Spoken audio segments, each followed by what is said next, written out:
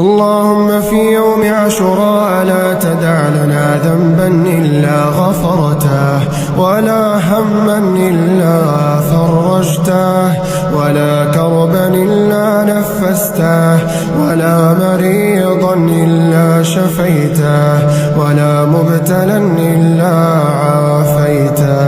اللهم احفظنا من السحرة وسحرهم ومن المنافقين وكيدهم. اللهم طهر قلوبنا من النفاق وأعمالنا من الرياء وألسنتنا. Today is the blessed day of Jummah, the 11th of Muharram. Alhamdulillah.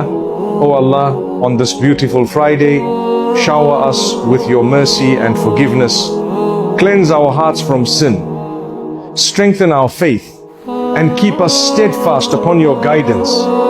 O Allah, accept our du'as, bless our parents and families, ease our hardships and grant us peace in our hearts and barakah in our lives. Make this Jummah a day of answered prayers, forgiven sins and countless blessings. May Allah accept every sincere dua made on this blessed Jummah. Ameen. ஆஷிராவுடைய நாளில் மிக முக்கியமான ஒரு அமல் இருக்கிறது. அதை ஞாபகப்படுத்தி என்னுடைய ஹுத்பாவை முடித்துக் கொள்கிறேன்.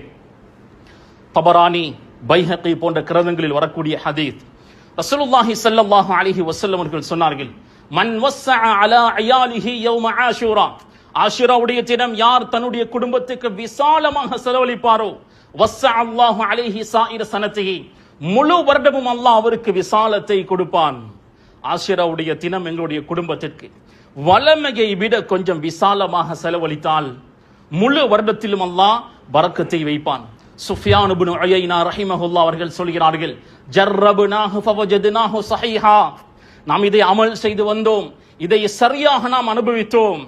ஜாபிர் ரலியல்லாஹு அன்ஹு சொல்கிறார்கள், ஜர்ரப்துஹு 40 சனா, நான் 40 வருடங்கள் அனுபவத்தில் கண்டிருக்கிறேன்.